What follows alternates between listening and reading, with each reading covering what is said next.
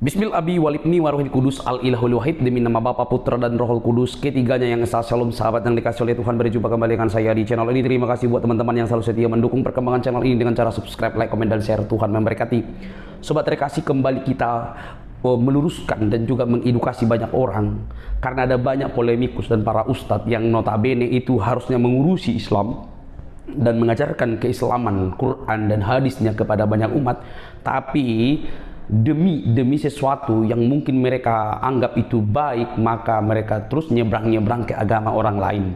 Nanti kalau dibahas agama mereka justru kepanasan, kan sudah terbiasa begitu ya. Selamat malam Bang Edis. Selamat malam Bang Saka Batu Leong, silakan nyalakan kamera Anda. Ya silakan Bang, apa yang ingin mau Anda sampaikan, silakan. Enggak, tadi sih sebenarnya saya mau mendengar aja di bawah, cuman Bang Edis bilang tarik napas dulu, jangan takut-takut. Nah jadi ini yang enggak takut ini Bang Edis nih. Ya, nggak apa, silakan. Apa yang mau Anda sampaikan? Soalnya kan banyak orang Islam naik ke sini grogi, mau bicara juga nggak tahu mau ngomong apa. Soalnya yang diomongin semua benar. Mau membantah Muhammad kena sihir, benar Muhammad kena sihir. Mau membantah Muhammad menyuruh minum kencing onta, benar Muhammad minum kencing onta. Apalagi yang mau menyuruh minum kencing onta? Silakan. Saya sedikit membahas itu Bang Edis yang ada di pelang tadi tuh. Bisa disebut nggak itu? Ya, itu yang tulisan itu, yang di jalan itu. Oke, mau membahas yang ini? Benarkah Bible dipalsukan? Wah, ini kan kesukaannya orang Islam nih. Gimana Bang? Oknum. Itu tadi bilang oknum bagaimana? Oknum dong. Saya nggak pernah Oknum dirikan bagaimana? Oknum bagaimana? Bang, tahu nggak? Sudah pernah buka Al-Quran versi Kementerian Agama? Tafsir Kementerian Agama udah pernah buka? Belum Bang Edis. Nah, ini masalahnya Bang, itu masalahnya di situ Bang. Nah, di dalam tafsir Kementerian Agama, ya, saya tanya dulu, Abang tahu nggak Kementerian Agama itu apa? Jangan-jangan nggak tahu?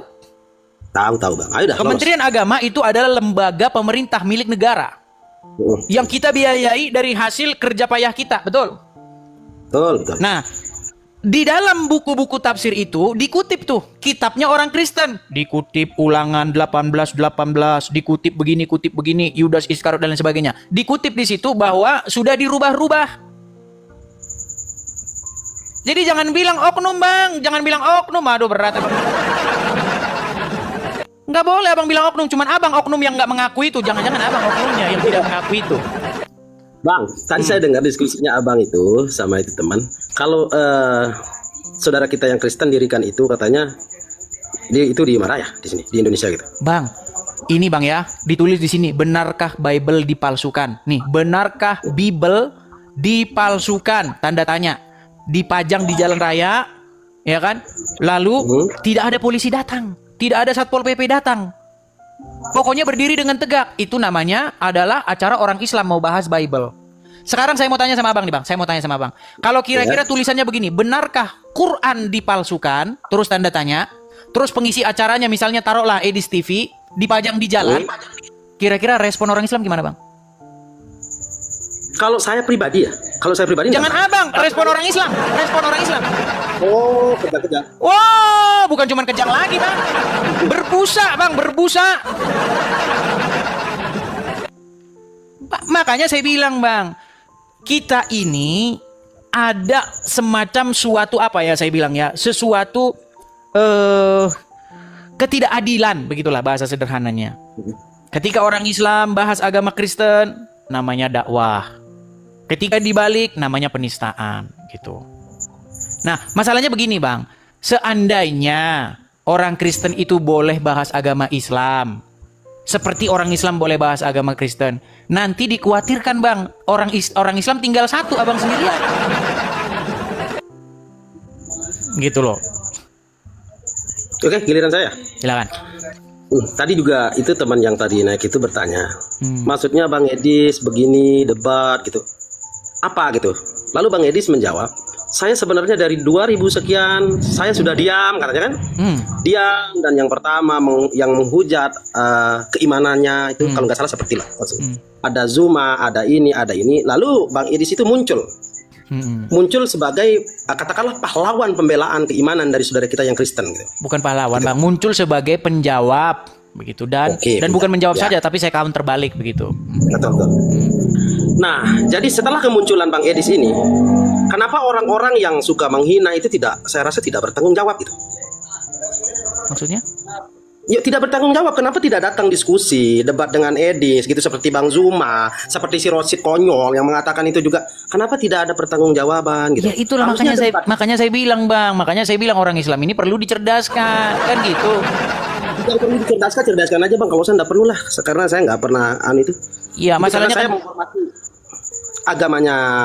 agamanya Bang Edi, saya menghormati agama, semuanya saya hormati. Itu adalah saudara saya semua. ya Gitu. masalahnya kan begini Bang, masalahnya orang-orang ini kan jumlahnya banyak, ya kan? Contohnya misalnya saya kasih tahu lah, misalnya Abdul Somad lah misalnya, tahu kan? Apa kata Abdul Somad? Gitu. Sabar ya Bang. Sabar Bang ya, sabar. Jadi intinya begini Bang, saya ini banyak bersabar lah. iya makanya begini Bang, intinya begini, kita itu siapa sih yang memutuskan perkara Bang? Gini ya, sebenarnya memang masalah agama ini adalah masalah yang di dalam hukum ini adalah masalah yang sangat subjektif, dan ini menjadi sesuatu yang masih ada di negara-negara tertinggal yang otaknya IQ-nya masih IQ gorila. Gini Bang ya, saya kasih tahu. Di dalam KUHP, waduh bicara hukum ini saudara-saudara, ini ya, di dalam kitab hukum acara pidana ada satu pasal di situ, di mana inti dari pasal itu adalah tidak boleh hakim itu mengadili perkara di mana hakim itu punya ikatan keluarga sama perkara itu. Contoh abang hakim, abang mengadili seseorang terdakwa, taruhlah entah itu masih ponakan, masih ada ikatan keluarga, nggak boleh. Karena apa? Karena nanti itu akan ada muatan atau ada tendensi di dalamnya. Setuju? Nah, begitu juga Bang, ketika mengadili perkara agama, hakimnya Muslim Bang, yang diadili orang Kristen. Makanya ini nggak adil Bang, nggak adil. Gitu loh. Sebenarnya itu juga sebenarnya pasti ada tendensi Bang. Saya kasih satu contoh Bang ya. Abang tahu Yahya Waloni? Oh ya, yang mualaf. Iya, yang kalau ngomong, wah, Bible ini palsu, bukan cuma palsu lagi, dilapor sono ke Mabes Polri katanya. Bang, tahu Bang, Pak Pendeta Esra Soru dari NTT dan Pak Joshua Tewu dari Manado sudah datang ke Mabes Polri membuat laporan tentang itu. Nggak digubris Bang, namanya orang Islam yang ngomong, saudara. Sebentar Bang, biar saya selesaikan. Saya selesaikan dulu Bang, saya selesaikan. Tidak digubris Bang, nggak digubris. Laporan itu sampai mengendap bertahun-tahun lamanya, nggak digubris sama kepolisian. Lalu muncullah orang yang ingin menjawab Yahya Walon ini. Namanya Muhammad KC, seorang Muslim yang murtad jadi Kristen. Dia buka komal kayak gini, kayak saya ini. Dia buka komal, wah, dia buka apa namanya YouTube. Ngomong lah bla bla bla. Wah, langsung polisi bergerak cepat, secepat kilat. Wah, langsunglah ditangkap Muhammad KC di Bali. Nah, biar tidak tumpang tindih, biar kerja polisi kelihatan profesional. Ikut juga lah Yahya Walon ditangkap juga lah biar nanti enggak. Nah, polisi kan kayak gitu kerjanya Bang. Nah, Yahya Walon ditangkap juga, sama-sama sidang. Sidang lah kan? Sama-sama dua-duanya diputuskan menista agama. Tahu Abang ponisnya? Ponisnya tahu? Berapa? Muhammad KC, Yahya Waloni diponis 6 bulan penjara. Dia sudah diundang podcast di Deddy Kobuser 6 bulan Bang. 6 bulan. Bahkan beberapa bulan dijalani dia sudah bebas dan dia sudah bikin podcast. Dan dia sambil terseduh-seduh bilang, saya menyesal katanya. Justru di dalam penjara yang nyuciin baju saya itu orang Kristen, saking baiknya. Dia bilang begitu. Itu kata Yahya Waloni. Sementara Muhammad KC yang sama-sama juga, ya sama-sama ditentukan menista agama. Tahu Abang ponisnya berapa? Berapa? 25 kali lipat lebih berat. 10 tahun Bang, 10 tahun. Bayangkan Bang. Luar biasa Bang, luar biasa. Jadi makanya itulah yang disebut dengan keadilan sosial bagi seluruh rakyat Indonesia. Gitu Bang. Kasihan Bang Edis. Ya itulah, kita mau bagaimana Bang. Makanya saya itu Bang, saya sudah mikirkan ini. Saya ini ya sebagai seorang Kristen yang peduli ya dengan begitu maraknya orang-orang Islam yang seperti Yahya Waloni dan kawan-kawan ini. Ya sudahlah. Apa yang saya punya nggak apa-apa lah, saya relakan, saya tinggalkan Bang. Anda tahu berapa yang mencari-cari saya Bang? Yang inbox saya habis ini, waduh Bang, jangan ditanya. Awas kamu kalau ketemu saya ya, demi Allah. Gitu Bang. Nah itu yang pantas dicaci Bang itu. Yang inbox Abang itu dicaci gitu. Jadi sebenarnya saya itu maksud saya itu begini loh, diskusi aja gitu loh. Iya. Nah, Iya, Anda boleh ngomong kok, jangan kau menuhankan Yesus. Ya saya boleh ngomong lah, jangan kau tuhankan Muhammad. Gitu loh. Karena dalam perspektif saya, ini perspektif saya nih. Kalian itu menuhankan Muhammad. Nah, nanti bilang penistaan. Kalau Anda bilang saya menuhankan Yesus dan kau bilang jangan tuhankan Yesus, namanya bukan penistaan. Kalau saya bilang dalam perspektif saya Anda menuhankan Muhammad, jangan menuhankan Muhammad, masa penistaan? Bukankah orang Islam berseru-seru, Muhammadku, Muhammadku, dengarlah seruanku, berseru-seru kepada Muhammad. Giliran kami orang Kristen di gereja berseru-seru, ya Yesus, ya Yesus, ya Yesus. Ada orang Islam lewat, orang Islam lagi, orang Kristen lagi nyembah Yesus. Jangan berisik, mereka lagi di gereja itu lagi nyembah Yesus. Karena kami berseru-seru, ya Yesus, ya Yesus. Sementara orang Islam gelar tikar di jalan, nutup jalan, ngomong Muhammadku, Muhammadku, dengarlah seruanku, berseru-seru kepada Muhammad. Tapi dibilang menuhankan Muhammad, nggak terima. Gitu loh Bang. Ya kan? Iya Bang. Ya itu. Oke. Giliran saya Bang Ya ya. silakan Bang, silakan tanggapannya. Iya sih Bang, kalau tanggapan saya memang saya juga sedikit sepakat dengan Bang Edis. Itu berkali-kali saya katakan tuh, kalau katakanlah perbuatan orang sesama Islam ya, yang mengatakan itu sangat masih di dalam hati saya si Rosid itu ya. Kenapa ndak dikejar gitu? Kenapa tidak bilang itu penistaan gitu? Penghinaan gitu. Kan orang Islam yang ngomong Bang. Bang Edis sekarang yang mengatakan begitu, wah padamu marah.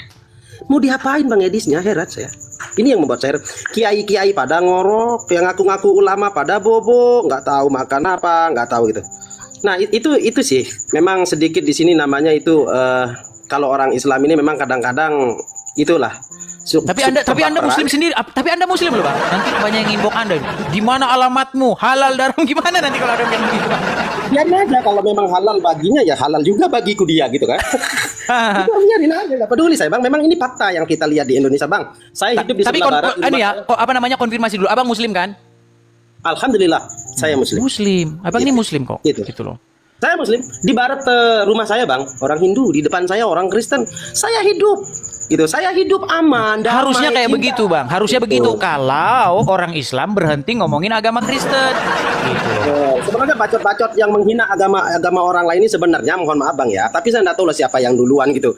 Tapi biar ya untung aja lah ada Bang di sini yang membela-bela atau bagaimana. Kalau nggak ada dong nanti dihujat-hujat juga gitu. Kasihan juga dan nah gitu sih Bang gitu. Jadi saya pingin ngelihatnya jangan pilih kasih ustaz-ustaz kita, ulama-ulama kita. Ketika ada saudara kita yang Islam menghujat, menghina, diam gitu. Ketika saudara kita yang Kristen menghujat, oh marahnya takfir. Nah, itu dia Bang. Bahkan nggak menghujat Bang, bahkan tidak menghujat aja, itu orang Islam marah Bang. Contoh, ini kejadian lagi Bang, karena Abang kan banyak nggak taunya tentang kasus-kasus seperti ini. Saya kasih tahu. Ini kejadian yang sudah lama. Dulu kalau Abang tahu namanya Arswendo, tahu Arswendo? Enggak tahu Bang. Tidak tahu lagi. Waduh. Jadi Arswendo itu dia dulu punya yang namanya, dia itu salah satu pemimpin atau pemimpin redaksi atau apa gitulah ya, di salah satu tabloid, namanya itu Monitor pada zaman dulu, sekitar tahun 60 sekian begitulah, tahun berapa gitu ya, lupa tahunnya. Pokoknya zamannya Soeharto lah. Ya. Nah, Arswendo pada waktu itu dia itu buka polling tentang siapakah tokoh favorit Anda katanya. Sederhana loh Bang, pollingnya itu cuman siapa yang paling kamu senengin. Nah, bagilah kartu-kartu polling begitu ya. Nah, terkumpullah pollingnya ini semua, terkumpul, lalu dirinci lah di situ Bang. Ternyata tokoh favorit pertama itu masuknya misalnya Soeharto, begitu ya. Lalu ini, lalu siapa, lalu nama Arswendo. Nah di bawahnya Arswendo itu Muhammad Bang. Nomor 2 di bawah. Tahu nggak apa ya Abang yang terjadi? Wah, ngamuk Bang orang Islam Bang. Wah itu kejadian nyata Bang, nyata. Ngamuk orang Islam, ngamuk, demo ya, di demo itu kantor majalah monitor itu namanya apa itu. Ngamuk, akhirnya Arswendo di penjara 5 tahun Bang. Ngeri. Bener. Oh, makanya orang Islam ini kan enggak ngaca di belakang itu ada kaca gede itu. Wah, ngaca di situ tuh, lihat bagaimana kelakuan orang Islam. Gitu loh. Jadi makanya saya bilang Bang, kita ini kalau Anda boleh bahas agama kami, maka kami itu punya hak yang sama untuk menjawab dan bahkan membalikkan kepada Anda. Gitu baru enak kita bernegara. Jangan Anda saja yang enak-enakan bahas agama orang lain.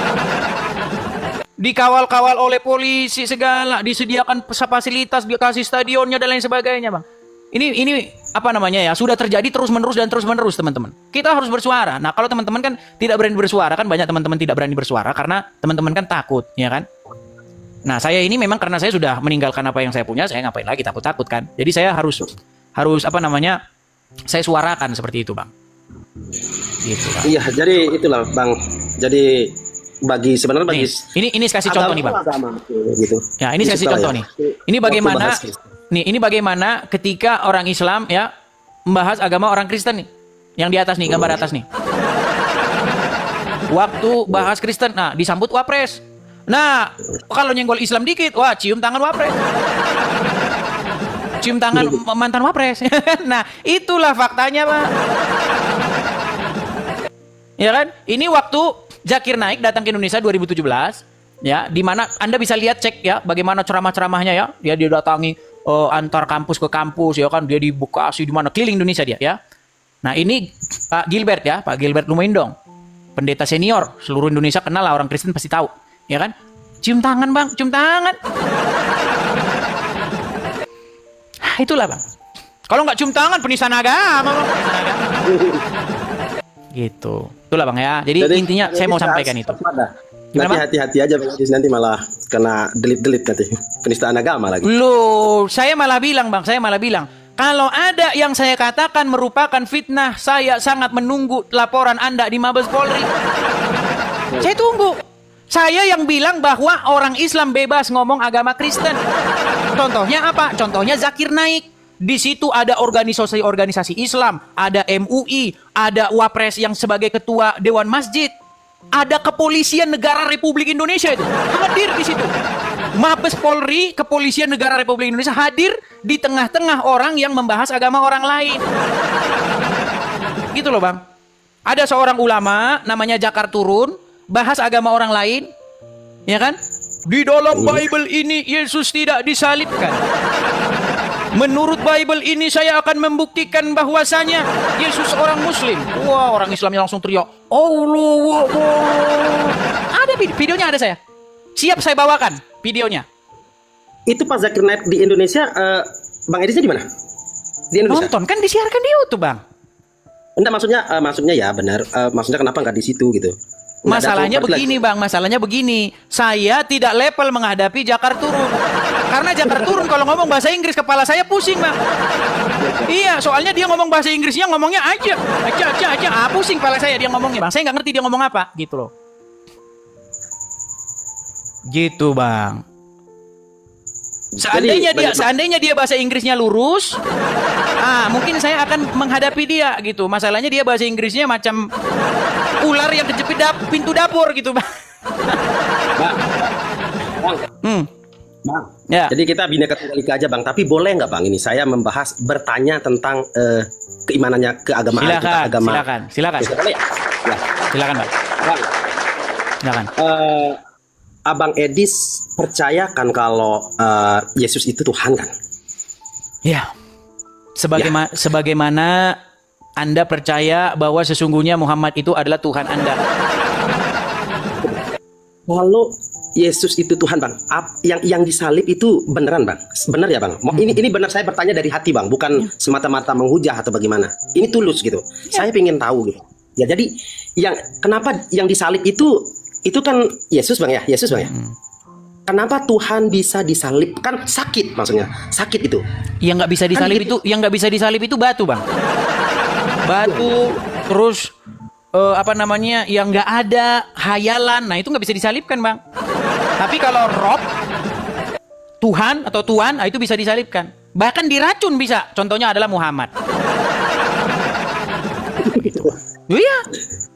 Masalahnya kan banyak orang tidak tahu. Gini loh, Bang. Ketika kita baca Bible atau Al-Quran, kedua buku ini tuh tidak ditulis dalam bahasa Indonesia. Nah, banyak orang ngomong Tuhan tapi nggak tahu Tuhan itu apa. Nah, Tuhan itu kan bahasa Indonesia. Di dalam Al-Quran nggak ada Tuhan. Orang Al-Quran aja bahasa Arab, Tuhan bahasa Indonesia. Di dalam Bible juga nggak ada Tuhan itu, Bang. Orang Bible itu bukan bahasa Indonesia. Di dalam Bible itu kata yang diterjemahkan sebagai Tuhan itu adalah kurios. Nah, di dalam Al-Quran kata yang diterjemahkan sebagai Tuhan itu adalah Rob. Rob di dalam Al-Quran itu manusia, Bang. Manusia di dalam Al-Quran itu ada Rob, manusia. Di dalam Bible juga kurios itu juga manusia. Nah, tergantung kurios itu dikasih kemana dulu. Rob itu juga dikasih kemana dulu, begitu. Kejauhan bang. Iya, kejauhan bang, karena masalahnya bang tidak mengerti definisi sebuah kata. Jadi gini bang, biar saya kasih tahu bang ya. Jadi kata Tuhan itu maknanya itu adalah Tuan atau yang kepadanya Anda itu mengabdikan diri atau menaklukkan diri. Nah, lalu pertanyaannya, kalau begitu apakah Tuhan itu bisa disalibkan? Nah, kalau kata abang kata Tuhan itu Anda rujuk kepada yang mengutus Yesus, Bapa yang mengutus Yesus, jawabannya enggak. Orang Bapa itu tidak berwujud daging, ya kan? Tetapi kalau kata Tuhan itu Anda rujuk kepada Yesus yang datang sebagai manusia, jawabannya jelas bisa.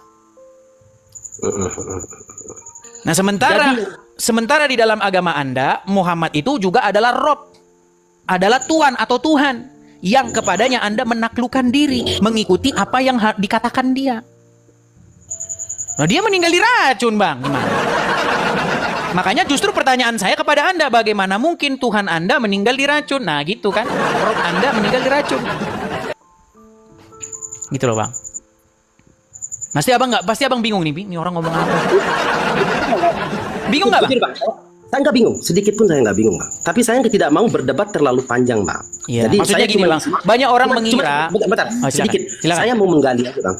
Menggali. Jadi biar saya pingin tahu lebih gimana ya, lebih dalam lagi gitu kan. Gitu. Jadi kan saya bang awam nih tentang keagamaannya Bang Edis. Gitu. Saya awam nggak tahu apa-apa tentang agama saya sendiri aja kurang tahu, apalagi tentang agamanya Bang Edis gitu kan. Gitu. Nah, kalaupun nggak mau dijawab juga boleh, bang. Jadi yang disalib itu bang, yang saya lihat ya bang, yang berbentuk ke manusia yang disebut sebagai apa sih? Isa atau apa bang? Yesus. Iya Yesus ya. Itu yang makanya gini bang, gini loh bang. Kita itu gini, kita itu tidak akan bisa naik ke tingkat 1 kalau di tingkat 2, kalau tingkat 1-nya nggak lulus. Nah, saya lihat banyak orang Islam dan orang Kristen, dua-duanya sama-sama orang nggak tahu apa-apa, terus debat. Gitu loh. Gini loh bang, kita itu waktu ngomongin Tuhan itu, definisi Tuhan itu apa? Karena banyak orang mengira definisi Tuhan itu sebuah zat tertentu, sebuah partikel tertentu. Kalau definisi Tuhan menurut keyakinan saya, bukan menurut keyakinan bang, yang maha kuasa segala-galanya. Itu makanya saya bilang salah bang. Tuhan itu adalah sebuah gelaran yang diberikan kepada sesuatu yang kepadanya Anda menaklukkan diri. Itu definisi Tuhan, bukan partikel-partikel tertentu. Makanya ketika banyak orang Kristen yang awam-awam ditanya, Anda percaya Yesus Tuhan? Maksudnya di dalam kepalanya Anda percaya Yesus partikel-partikel atau zat tertentu? Bukan gitu. Pengertian Yesus adalah Tuhan, pengertiannya itu adalah Yesus itu menjadi raja di hidupmu, mengendalikan hidupmu, menjadi kepala atas hidupmu. Itu maksudnya. Jadi kalau Yesus itu adalah Tuhan bagi Anda, dia itu memerintah hidupmu, itu maksudnya. Makanya jangan yang jadi Tuhan di hidup Anda itu jangan setan. Kalau setan jadi Tuhan di hidup Anda, artinya setan itu merajai hidup Anda. Dia menaklukkan diri Anda. Dia menjadi kepala atau menjadi sosok yang mengontrol diri Anda. Itu makna Tuhan tuh kayak begitu bang. Bukan partikel-partikel tertentu, bukan. Gitu loh. Ya bang, saya sih sorry aja bang, ya mungkin terlalu sana pertanyaan saya sama abang itu. Tapi kembali lagi bang, bukan tidak ada niat atau apapun untuk mungkin menghina, mungkin tidak ada. Sebenarnya saya pengen tahu aja sih bang, gitu doang sih. Iya, begini bang, artinya gini, saya kan menghabiskan waktu sampai lama nih, kurang lebih 13 tahun. Saya pelajari nih, Kristen tuh apa, saya pelajari. Islam tuh apa, saya pelajari. Nah, banyak orang-orang awam yang nggak tahu apa-apa, terus mereka bahas agama Islam dan Kristen. Akhirnya kamu percaya Yesus Tuhan, kalau percaya masuk surga. Maksudnya gimana maksudnya? Apakah saya percaya Yesus itu Tuhan, berarti Yesus itu adalah partikel-partikel tertentu, lalu abis itu saya maling aja? Ya maling aja bang. Yang penting kan saya percaya Yesus itu partikel tertentu, abis itu saya maling aja. Bukan gitu maknanya. Kalau Anda menerima dia sebagai Tuhan, ya Tuhan atau Tuan, kurios itu bahasa aslinya, maka Anda itu menjadikan Yesus itu kepala, menjadi yang memerintah mengendalikan Anda. Bagaimana caranya Yesus menjadi kepala, memerintah hidup kita? Orang kita tidak lihat Yesus sekarang. Nah, caranya dengan menerima roh yang diutusnya, namanya Roh Kudus. Nah, Roh Kudus itu ketika memerintah di dalam hidup kita, menjadi Tuan atau Tuhan, atau Kurios. Nah, artinya kita melakukan sesuatu berdasarkan kemauan dari Roh Kudus itu. Makanya ada sebuah lagu, tiap langkahku diatur oleh Tuhan. Bagaimana Tuhan itu mengatur langkah kita? Apakah dia pegang-pegang topang-topang kita? Kan enggak. Rohnya, dengan perantaraan rohnya yang tinggal di hati kita. Nah, roh dia itulah yang menuntun langkah-langkah kita. Itu maknanya Yesus jadi Tuhan itu. Bukan saya percaya bahwa Yesus itu partikel tertentu. Bukan gitu maknanya. Nah, banyak orang nggak ngerti itu gitu loh, Bang. Terima kasih Bang jawabannya ya. Nah, jadi maksudnya ketika Yesus itu datang, dia itu adalah sang firman dari Bapa itu. Bapa itu menyatakan bahwa dia itu ada dengan firman-Nya. Datang dia ke dunia dalam rupa manusia. Begitu. Nah, maka sang firman itu harus kita ikuti. Kita harus menaklukkan diri kepada sang firman itu. Nah, bukan menaklukkan diri ke Muhammad masalahnya. Umat muslim itu menaklukkan dirinya ke Muhammad. Ngikutin apa kata Muhammad. Akhirnya apa? Akhirnya berangkat ke Arab. Lempar-lempar batu, cium-cium batu. Putar-putar batu gitu loh, Bang. Makanya saya bilang, Bang. Makanya saya mengundang Abang ini. Ayo kita menaklukkan diri kepada sang firman itu. Pengejawantahan dari Bapa itu. Gitu loh, Bang.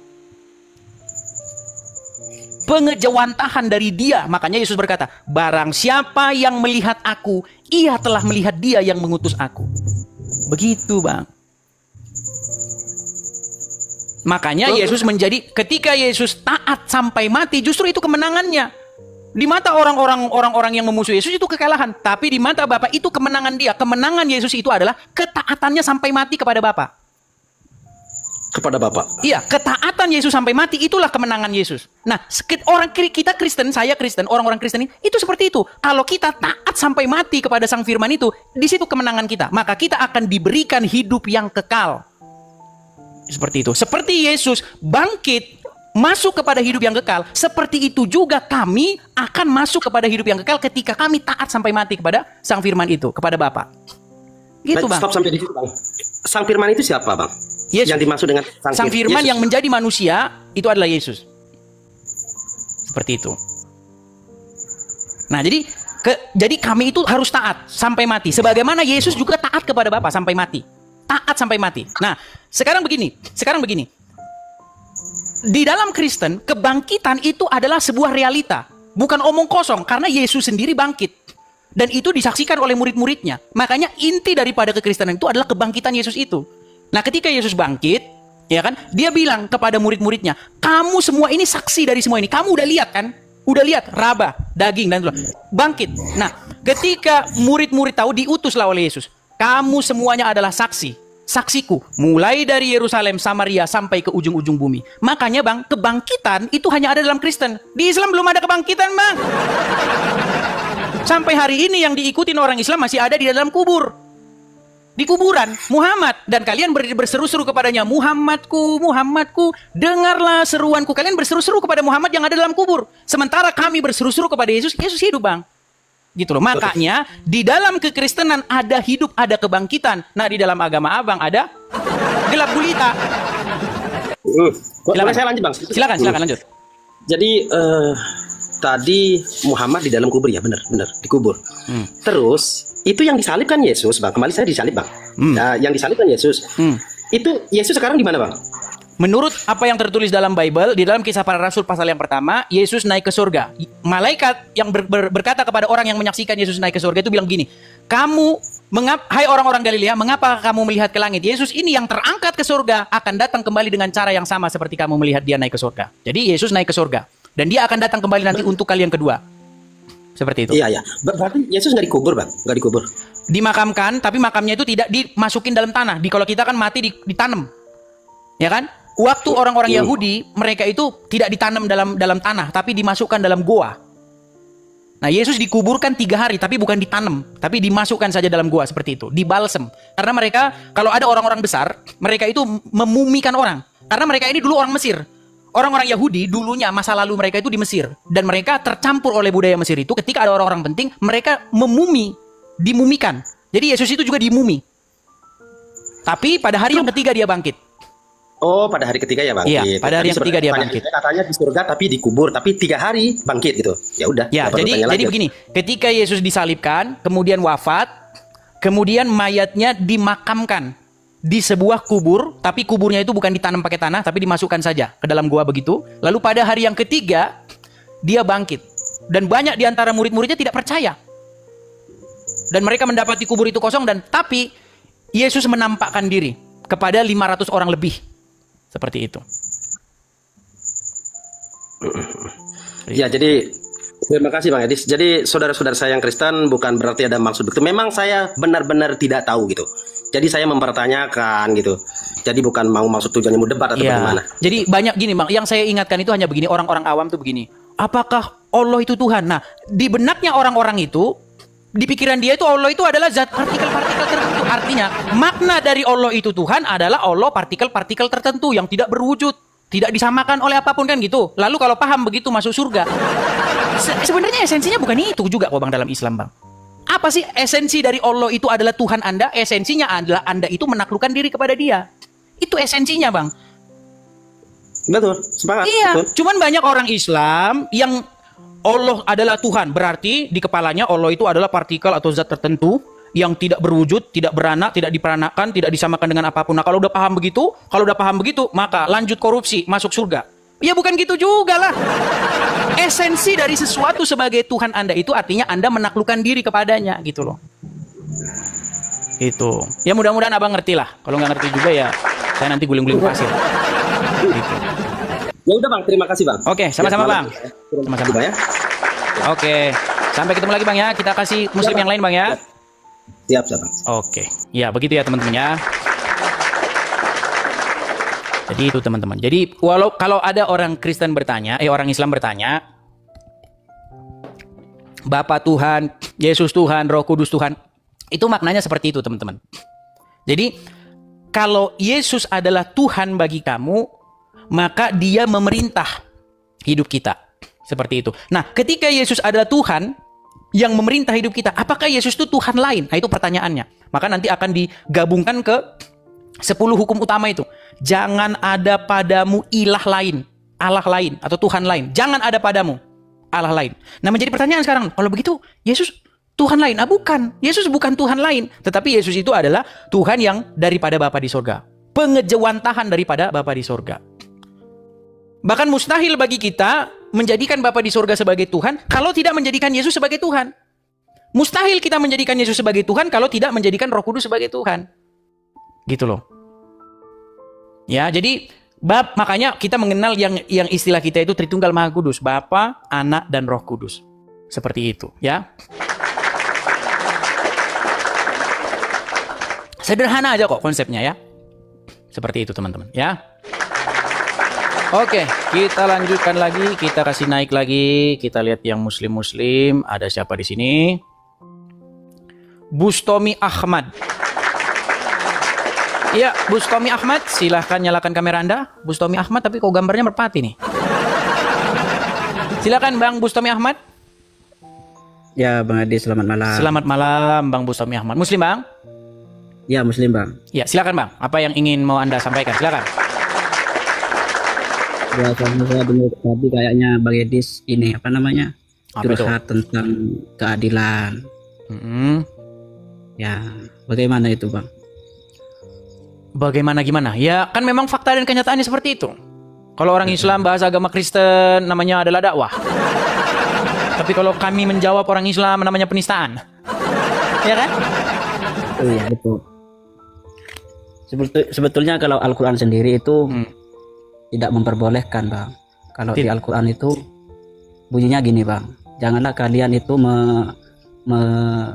merendahkan atau melecehkan sesembahan orang lain. Karena nanti mereka akan membalas sesembahan diri kalian yang lebih parah. Bunyinya seperti itu, Bang.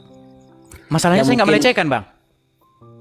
Ya, coba selama Abang nonton saya ini, Bang, adakah pernah Anda dapati bahwa saya itu melakukan yang namanya fitnah atau kebohongan terhadap agama Islam? Coba sebutkan satu aja.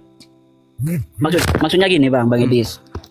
Kalau dalam Islam sendiri sih, kalau dalam Al-Quran itu dilarang umat Islam itu untuk merendahkan atau melecehkan agama orang lain seperti itu, Bang. Ya kemungkinan karena orang terlalu fanatik terhadap kelompok tertentu begitu bang. Dan Bang Edis jangan menilai orang itu dari satu kacamata bang.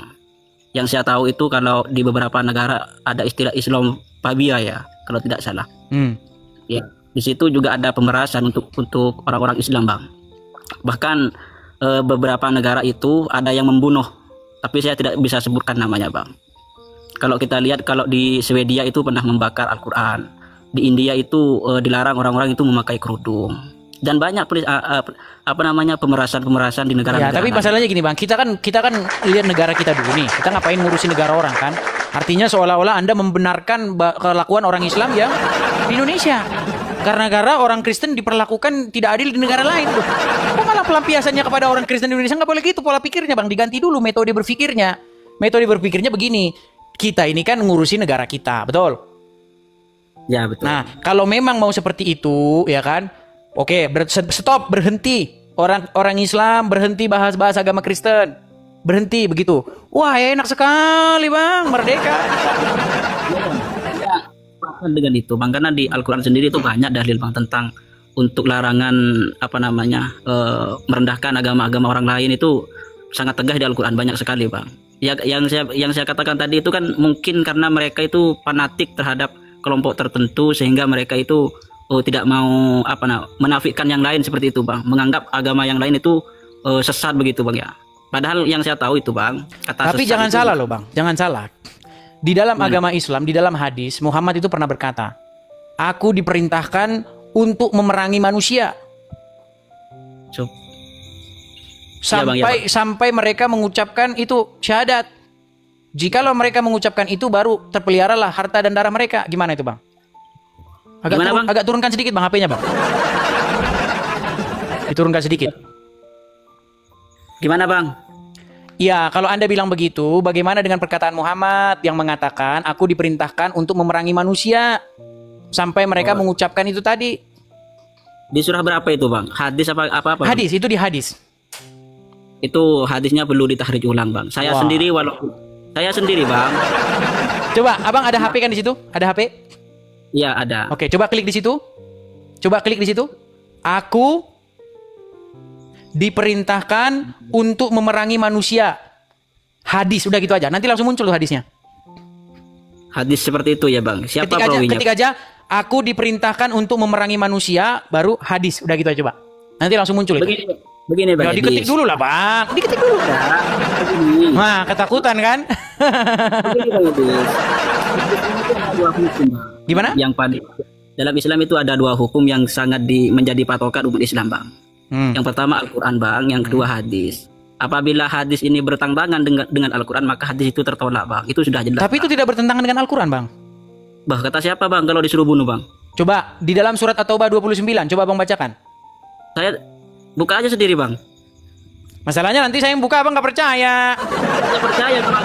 Perangilah orang-orang yang tidak beriman kepada Allah dan hari kemudian. Orang-orang yang tidak. Gimana? At-Taubah berapa bang? At-Taubah 29. Abang aja nggak tahu ayat itu karena selama ini bacanya huruf Arab. Coba abang baca Indonesianya, pasti abang nanti sudah keluar dari agama Islam. Berapa bang? 29. 29 tadi ya. Coba dibaca.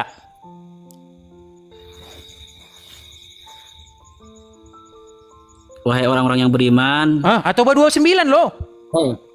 Perangilah orang-orang yang tidak beriman kepada Allah dan tidak beriman kepada hari akhir, dan tidak mengharamkan sesuatu yang diharamkan Allah dan Rasulnya, dan tidak ada agama yang hak dari orang-orang yang diberikan kitab sampai mereka membayar jizyah dalam keadaan patuh dan tunduk. Ya, bagaimana itu bang? Coba diperintahkan untuk memerangi orang yang tidak beriman nggak? Bang Edis, nah, Al-Quran itu mulai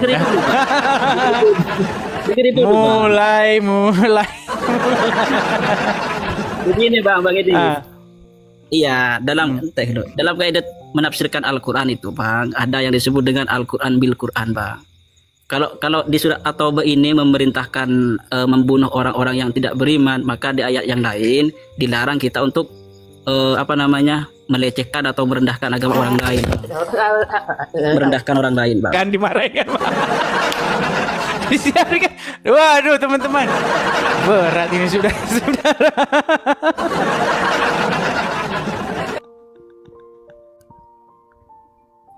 Waduh, dimarah dia sudah. Oke lah, Bustomi, Anda lagi dimarah itu karena apa? Karena Anda sesungguhnya telah melecehkan Al-Quran dengan cara mengatakan sesuatu yang tertulis, tapi Anda bilang bunyinya bukan seperti yang tertulis. Itulah akibatnya. Oke, kita kasih naik lagi, ada Ahmad Hanafi. Ya, silakan Ahmad Hanafi. Ya teman-teman, sudah jam berapa ya? Kita sudah waktunya bersih-bersih, nyapu-nyapu dan cuci piring. Ya silakan Ahmad Hanafi. Halo? Halo Bang. Ya silakan nyalakan kamera, Bang Ahmad Hanafi, silakan. Halo? Iya halo. Ya silakan Bang, apa yang mau Anda sampaikan, silakan. Enggak, konteksnya tadi apa nih? Saya baru buka kuliah nih. Tadi kan yang abang keluarkan aku kan masalah membedakan Tuhan sama Tuan kan? Oh, ini yang tadi tuh ternyata. Oke. Sebentar Bang, kita tampilkan Karena lagi. itu... Ya sebentar Bang, ku tampilkan dulu backgroundnya Bang ya. Ku tampilkan. Nah ini, kenapa Islam bingung yang mana tuannya? Jangan abang lari-lari lagi ke Tuhan. Yang ditanya Tuhan, lari ke Tuhan lagi. Yang jadi pertanyaan saya, Tuan. Siapa tuannya orang Islam? Allah atau Muhammad? Silakan. Ini berarti hilangkan. Nah, meninggal dunia kan? Bang, dijawab dulu baru kita melangkah. Siapa tuannya orang Islam? Allah apa Muhammad? Kalau Tuhan Bang, nggak ada Tuhan kami. Berarti Kalau tanpa Tuhan Tuhan ya? ada. Berarti Allah bukan Tuhan, Muhammad bukan Tuhan? Bukan. Oke, Allah baik. itu Tuhan. Pegang ya omongan ya. Muhammad itu Nabi. Oke. Ya. Saya pegang omongan ya. Jangan nanti meleset lagi ya. Jangan meleset lagi. Allah bukan Tuhan. Coba. Allah bukan Tuhan. Muhammad bukan Tuhan, oke? Ya. Oke, baik. Abang ada Ya. Al-Quran di situ? Ada Al-Quran di situ nggak? Baca aja, aku paham. Oke. Coba. Baik. Di dalam Al-Quran, kata Tuhan yang saya bahas di sini nih, Tuhan ini, di dalam Al-Quran tertulis di dalam surat Yusuf ayat yang ke-42 adalah Rob. Tuhan, bahasa Arabnya itu Rob. Nah, tadi Anda bilang orang Islam tidak punya Tuhan, bukan Allah, bukan Muhammad. Berarti orang Islam tidak punya Rob, betul? Coba aku jelaskan ya Bang. Kan putar lagi kan. Tadi katanya nggak punya Tuhan. Sekarang punya Rob. Gimana? Rob sama Tuhan. Rob itu ya Tuhan bahasa Indonesianya. Ayo gimana? Bodoh Abang, itu tafsiran Abang bodoh. Kan? Begitu. Yaudah, tadi kutanya sama Bang. Ada Al-Quran di situ Bang? Makanya tadi kutanya Bang, ada Al-Quran di situ? Pintar, tolol. Ada Al-Quran di situ nggak Bang? Gak usah bahas Al-Quran, aku paham Al-Quran tolol ini. Tidur. Aduh, yang kita bahas agama, tapi tidak usah pakai Al-Quran. Berarti kita ngomongin apa? Yang kita bahas agama nggak usah pakai Bible, kita ngomongin apa? Aduh, berat saudara-saudara. Ya teman-teman, sudah jam berapa ini teman-teman ya? Sudah hampir jam 10:30 malam waktu Indonesia bagian Barat. Ya mungkin sebagian dari kalian pada tidur atau pada istirahat teman-teman ya. Sebenarnya saya mengundang yang yang muslim-muslim ini, tapi saya lihat yang naik ini orang-orang awam. Nanti kalau saya naikin saya banyak menerima inbox. Kenapa kamu mengundang yang awam-awam? Kamu ajak diskusi yang tiada berilmu. Mari hadapi ustadz ini, ustadz itu. Tapi yang disuruh hadapi hanyalah hayalan. Mana ustadz yang kalian bilang yang suruh saya hadapi? Sudah ditunggu-tunggu 7 kali puasa, 7 kali lebaran. Mana? Sebentar lagi sudah mau puasa ini. 7 kali puasa, 7 kali lebaran. Ustadz tak muncul-muncul, Juma pun kabur-kaburan. Gimana sih? Ayo, silakan ya Pak Ustadz, yuk Pak Ustadz. Pak Ustadz ya, yang naik ya, jangan orang-orang awam gila, tolong ya. Saya sudah capek menerima kritik dan siaran di inbox itu loh, aduh, ya. Silakan Zain, Muslim. KTP Islam Bang. Ya silakan nyalakan kamera, mari diskusi dengan baik, silakan. Nggak berani nyalain kamera Bang. Belum menyalakan kamera, ada apa ini Bang? Saya murtadin Bang. Oh sudah murtad keluar dari Islam. Nah, Apa yang menyebabkan Anda meninggalkan agama Islam? Yang meninggalkan waktu itu tahun 2015. Jadi saya kan dari pondok pesantren, terus pendidikan juga dari kecil agama Islam. Saya nggak pernah diajari yang teror-teror kayak gitu. Tahun 2015 ada penyerangan ke bom gereja. Lalu setelah itu ada penyerangan bom molotov waktu ada anak kecil sekolah minggu. Nah itu bikin hati saya goyang, pikiran saya jadi kacau. Gimana bisa yang katanya agama rahmat bagi seluruh alam kok melakukan seperti itu? Akhirnya Anda meninggalkan agama Islam karena melihat seperti itu, Bang ya? Ya, cuman saya nggak ke arah Kristen, mohon maaf ya Pak ya. Saya ke arah agnostik. Cuman saya mendukung gerakan Abang supaya teman-teman yang Islam juga makin pada sadar bahwa ini agamamu ini error gitu loh. Agamamu itu perlu dipertanyakan gitu. Dan kalian keren sih, Bang. Tapi biar nanti tidak dibilang fitnah. Nanti banyak orang yang ngomong, itu oten menyamar itu. Gimana kalau saya undang Muslim ke sini untuk meng-cross check? Karena channel saya ini, Bang, di sini sangat dilarang yang namanya pura-pura ngaku-ngaku Muslim Gini terus deh, meninggalkan Muslim. Gimana biar saya cross check dulu? Gampangnya gini, kalau saya dianggap bukan Muslim, saya syahadat tuh nggak masalah karena saya nggak percaya agama sekarang, Bang. Bukan, maksudnya kalau Oke, kalau Anda pernah jadi Muslim, sebentar, Pak. Kalau Anda pernah jadi Muslim, sebentar, kalau Anda pernah jadi Muslim, setidak-tidaknya Anda masih ingatlah bacaan-bacaan sholat. Coba. Bacaan sholat ya Al-Fatihah. Coba Anda tunjukkan coba. Alhamdulillahirabbil alamin arrahmanirrahim maliki yaumiddin. Iyyaka na'budu wa iyyaka nasta'in ihdinas siratal mustaqim bla bla bla bla. Terus bacaan-bacaan yang lainnya, tahiyat apa gitu coba. Ya, kursi, ayat kursi, misalnya la ilaha illa huwal hayyul qayyum, la ta'khudhuhu sinatun wa la naum, lahumma fis samawati wa ma fil ard, man dzalladzi yashfa'u 'indahu illa bi'idznihi, bla bla bla bla bla, ya gitulah. Malah saya Bang sama Islam Bang sudah Bang. Oke, jadinya intinya begini teman-teman. Jadi muslim-muslim yang bilang bahwasanya banyak umat muslim tidak meninggalkan agama Islam, ya ini salah satu contoh. Banyak Bang. Banyak kok. Walaupun tidak ke arah Kristen tapi yang penting murtad sudah. Capek Bang beneran. Kasihan sama umat-umat Islam tuh. Nah, jadi itu teman-teman ya. Jadi saudara-saudara Anda yang telah meninggalkan agama Islam itu ada dan banyak. Contohnya misalnya Zain begini. Cuman mereka memang tidak berani bersuara.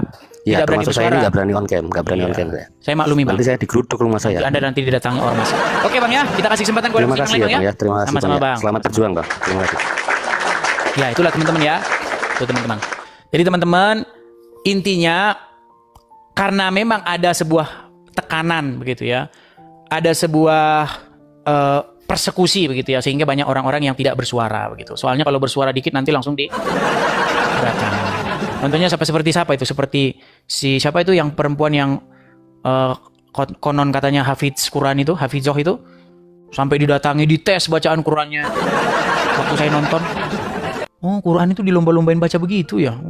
Tapi waktu saya baca Quran, saya itu tidak pernah menemukan ayat di dalam Al-Quran itu supaya kalian itu melombakan begitu ayat Quran. Supaya ayat Quran itu dilombain begitu. Saya nggak menemukan itu gitu. Kenapa orang Islam sekarang lomba baca Quran? Bahkan kalau Quran bisa dihafal itu menjadi bukti bahwasanya itu adalah wahyu. Saya baca dari Quran dari Al-Fatihah sampai Anas, tidak ada satupun ayat Quran yang yang mengindikasi bahwa sesuatu yang bisa dihafal adalah wahyu. Tidak ada. Heran saya juga. Tapi sekarang umat Islam bilang katanya karena Quran bisa dihafal itu adalah tanda Quran itu wahyu. Nina Bobo bisa dihafal tapi bukan wahyu.